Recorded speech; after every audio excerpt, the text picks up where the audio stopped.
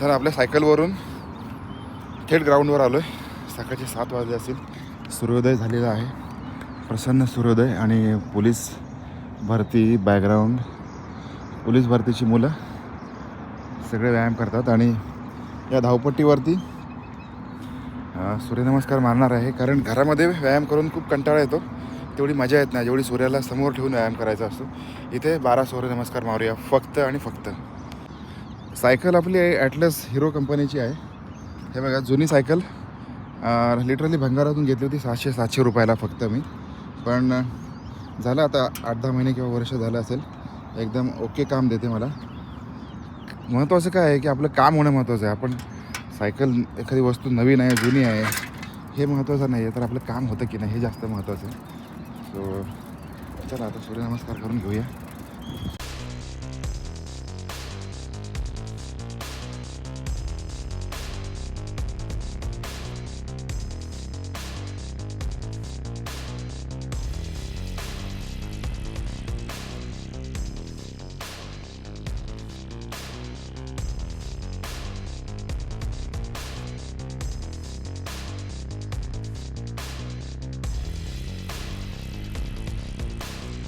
जगात प्रत्येकजण जिंकतोच असं नाही, पण स्पर्धा प्रत्येकजण खेळतो.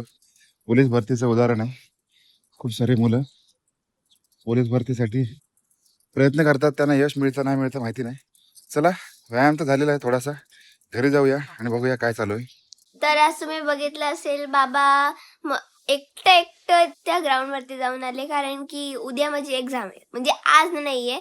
तरी मम्मा मला पाठवत नव्हती, म्हणजे मी उठले पण नव्हते. पण गेल्या वेळेला मम्माने मला स्वतःहून उठून तुला जायचंय का विचारलेलं. आज मला त्यांनी ते पण नाही विचारलं. आणि आज आमच्या इकडे लाईट नव्हती. मग तरी पण मी स्वतः एकटी मस्त झोपलेले, यांचं काय माहिती नाही मला. आणि ही बघ इकडे बघ, ही मला सारखी अभ्यास करायला सांगते, सारखी. जरी उद्या एक्झाम असली तरी आज कर ग. मी म्हणते ना तिला, झालंय माझं, झालंय सगळं आता मी झालंय तुझ्या माझं. आज आणि उद्याचेच दिवस मागे लागले. उद्या संध्याकाळी तू पेपर देऊन आलीस की मी तुला अभ्यास कर असं पुढचे 8 ते 10 दिवस तरी नाही म्हणणार. अभ्यास चालेल की कशी नाही? करू पण मम्मा तिथे एक्झाम झाल्यावर? म्हणजेच नाही म्हणणार. मग परत हो. तुझं स्कूल सुरू झालं की मी परत तुझ्या मागे लागणार. अभ्यास कर, अभ्यास. पण ना, बाबा ते बघा तिकडे काय करतायत ते. एकटे जाऊन आले आणि मग कसे मासूमसे बसलेत. आता त्यांचं बघा मी काय करते. इकडे ये इथे ये. मला नाही घेऊन गेलास? येस, मी ईश्वरीला घेऊन गेलो नाही, कारण त्याचं असं होतं की तिला एक्झाम चालू आहे आणि एक्झाम मुळे तिची आई खूप मागे लागते. आणि मी तिला पॅम्पर करत असतो दरवेळेला की ठीक आहे, जाऊ दे, होईल अभ्यास. झालाय पण माझा तिला जास्त अभ्यास. सूट जर दिली ना तिला जर जास्त सूट दिली तर ती इतकी तर कधी ती कधी अशी सुटते मग. सुटते आणि अभ्यासच करत नाही. त्याच्यामुळे तिला आम्ही असं मानेवर असं जोखा ठेवतो तिच्या, कंटिन्युअसली अभ्यास कर, कळलं. सो आम्ही आलेलो आहे आणि सगळं एक्झरसाइज आम्ही नाही, वगैरे, तू आलेला आहेस. मी एक्झरसाइज वगैरे झालेली आहे. आणि you can see just my biceps and triceps, how is it looking. लगेच बायशेप अँड ट्रायशेप. आणि यार मी आय एम ऑन बनियन यार, डोंट शो इट. काय नाही, चालतं. बनियन पण उलटी घातले. आज लागले का दूध?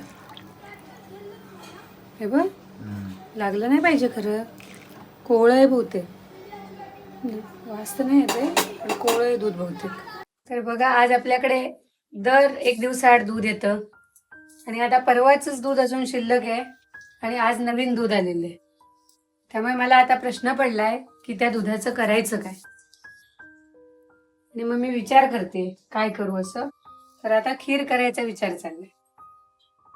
खीर म्हणजे आमच्याकडे त्याला अळीवाची लापशी म्हणतात. खरं तर आता उन्हाळा आहे, अळीवाची लापशी वगैरे नाही पिऊ. पण काय, तर दूध उरलंय, काहीतरी करायला हवं. मग काय करायचं, तर रव्याची खीर वगैरे सारखं कंटाळा आलाय खाऊ, म्हणून मग हे करायचा विचार आहे. तर आता आपण बोलूया कालच्याच विषयावर. म्हणजे काल मी काय बोलले होते की यांनी मला प्रश्न विचारला होता की मी म्हणजे नवरा म्हणून तू माझ्याविषयी तुझ्या मनात काय आहे, माझ्याविषयी तुझं मत काय आहे. तर मी असं बोलताना पटकन बोलून गेले होते. काय बोलून गेले होते की नवरा म्हणून तू 80% चांगला आहेस आणि 20% चांगला नाहीस वगैरे. म्हणजे नाहीस असं नाही म्हणलं, पण म्हणजे थोडक्यात चांगला नाहीच असाच अर्थ होतो ना 20%. पण तसं काही नाहीये किंवा तसं काही नसतं. प्रत्येक माणूस आपापल्या जागी बरोबर असतो.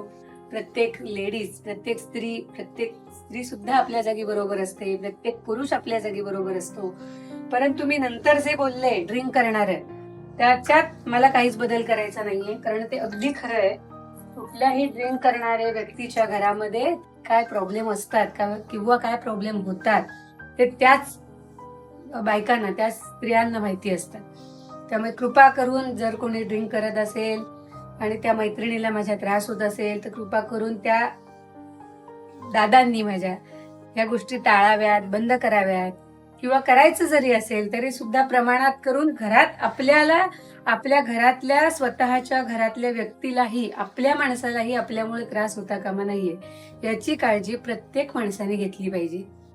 अगदी नवऱ्याने बायकोविषयी घेतली पाहिजे, बायकोने नवऱ्याविषयी घेतली पाहिजे, किंवा सगळ्यांनी एकमेकांविषयी. मोठ्या व्यक्ती घरात कोणी असेल तर त्यांच्याविषयी आपण काळजी घेतली पाहिजे, त्यांनी आपल्याविषयी काळजी घेतली पाहिजे. की सासवासुनांची भांडणं होतात किंवा नवरा मध्ये पिचला जातो म्हणतात की दोन्हीकडे, पण तसं त्यांनीही करू नये. की त्या दोघींनी एकमेकींना समजून घ्यावं, त्यांनीही दोघींना समजून घ्यावं नवऱ्याने, की ती आई आहे म्हणून, बायको आहे म्हणून, की दोघींना आपापल्या गोष्टी स्पष्ट करून सांगाव्यात की कोण कुठे चुकतंय की कोण कुठे बरोबर आहे. आणि जिथे चुकत असेल मग तिथे कोणीही असो, आई असो किंवा बायको असो, त्या नवऱ्याने तिला स्पष्ट सांगितलं पाहिजे की इथे तू चुकतेस, तरच हे प्रॉब्लेम कमी होतील. आणि ऍक्च्युअली मी या थॉटसाठी, प्राजक्ताच्या ह्या थॉटसाठी सलाम करतो. एकदम कडक सलाम, एकदम बरोबर बोलली ते.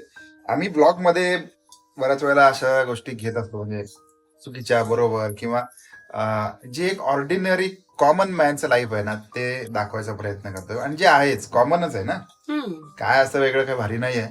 प्रत्येकाच्या घरोघरी मातीच्या चुली म्हणतात ना, तसाच प्रकार आमच्या बाबतीत आहे. आम्ही कधी कधी भांडतो किंवा कधी कधी राग रुसवे फुगे प्रत्येकाच्या ह्याच्यामध्ये असतात. एक बॅरियर प्रत्येकाच्या रिलेशनशिपमध्ये बॅरियर असतं. पण म्हणून तुम्ही एकमेकाला पाण्यात बघायचं नाही असंच मला वाटतं, असंच म्हणायचं ना. आणि एकमेकाला जज करायचं नाही कधी. हा, किंवा ठीक आहे, एखाद दिवशी एखादी व्यक्ती चुकली असेल म्हणजे ती आयुष्यभर चुकीची आहे असं आपण ठरवतो आणि आपण तसं त्याच्याशी लाईफ टाईम वागत असतो. तर असं नाही झालं पाहिजे. किंवा कुणाच्या सांगण्याने एकमेकांमध्ये दुरावा येतो किंवा कोणतरी बाहेरचं काहीतरी चुगली म्हणायचं का तुला? म्हणजे नवरा बायको मध्ये असं नाही, कुठल्या मित्रमैत्रिणींमध्ये, मित्रांमध्ये, मैत्रिणींमध्ये किंवा सासवासुनांमध्ये, कुणामध्ये बरोबर, ते बाहेरचं ऐकून आपण कधी वागायचं नाही. आपण त्या गोष्टीचा प्रत्यक्ष अनुभव घ्यायचा. किंवा आपल्याला बाहेरून जर एखादी गोष्ट कळली तर त्या व्यक्तीला समोरासमोर विचारायचं की मला असं असं कळलेलं आहे, ते म्हणजे खरं आहे की खोटं आहे. बरोबर, हे क्लिअर करूनच आपण आपलं नातं ठरवायचं. कारण बाहेरच्या सांगण्यावरून आपण हे करायला गेलो तर आपलं नातं नक्कीच तुटू शकतं. बरोबर. मुद्दाम असे विषय घेतोय ब्लॉग मध्ये, जाणीवपूर्वक असे विषय घेतो, कारण अनेक वेळेला असे काही ब्लॉग्स असतात ना, आम्ही बघतो की त्याला खूप हिट मिळतं, खूप हाईप मिळते, खूप लोक त्याला अडोर करतात, बघतात किंवा व्हॉट्स एव्हर, पण जे जेन्युइन टॉपिक आहे त्याच्याविषयी कोणी बोलत नाही. आणि एका मर्यादेच्या बाहेर आपण सोशली काम करतो, सोशल प्लॅटफॉर्मवर आहोत याचं भान ठेवूनच आम्ही या गोष्टी करतोय. आणि त्याची एक मर्यादा आहे, मराठी कुटुंबाची मर्यादा, ती कुठेही ओलांडायची नाही, हे आम्ही कायमस्वरूपी मनापासून ठरवलेलं आहे. नक्कीच. सो व्लॉग बघत राहा, कमी जास्त वाटलं तर नक्की कळवा. बरोबर. चला तर मग आज आपण काय केलंय, प्रत्येक स्त्रीला पडणारा प्रश्न आहे की रोज जेवण काय करायचं. तर आज मी काय केलंय, आज मी छान भाकरी केली, तांदूळाची भाकरी. बघा कशी छान टम्म फुगली.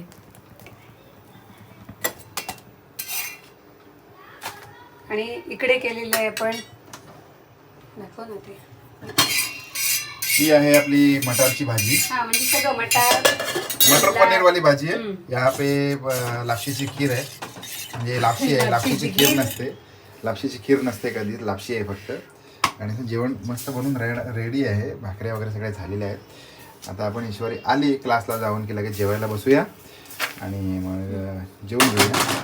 हां, तर मंडळी आम्ही बोलता बोलता काल असं प्राजक्ता चुकून का होईना पण असं बोलून गेली की दारूचा विषय तिने काढला आणि अनेक लोकांना हा विषय प्रिय असतो, पण ती असं बोलून गेली की माझ्या मैत्रिणींना या सगळ्या गोष्टींचा त्रास होतो, म्हणजे या कोणी मॅरिड वुमन असतील आणि त्यांचे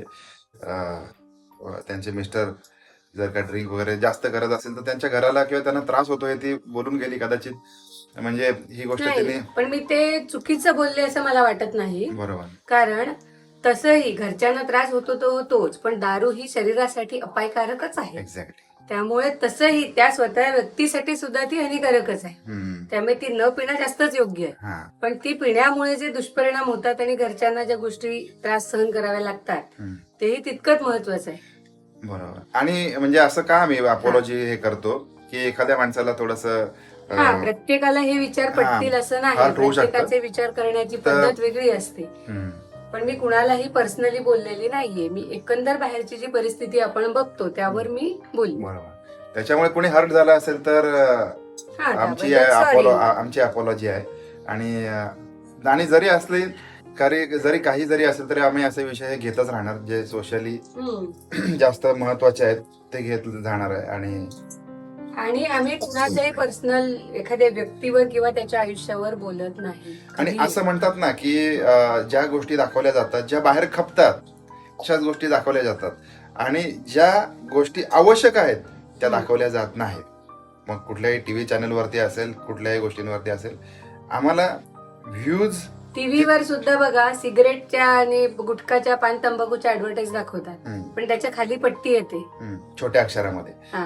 ती जाणीवपूर्वक लोकांनी इग्नोर करावी किंवा केलेली देखील असते. जाऊ दे, ह्या सगळ्या विषय आहेत. आपण आपलं बोलत राहायचं, आपण आपलं काम करत राहायचं. तुम्हाला काय वाटतंय ते आम्हाला खाली कमेंट बॉक्समध्ये कळवा, ज्यामुळे आम्हाला सुद्धा याच्यामध्ये काही बदल हवे असतील तर ते देखील करता येतील. त्याच्यामुळे तुमच्या विचारांची आम्हाला फार गरज आहे.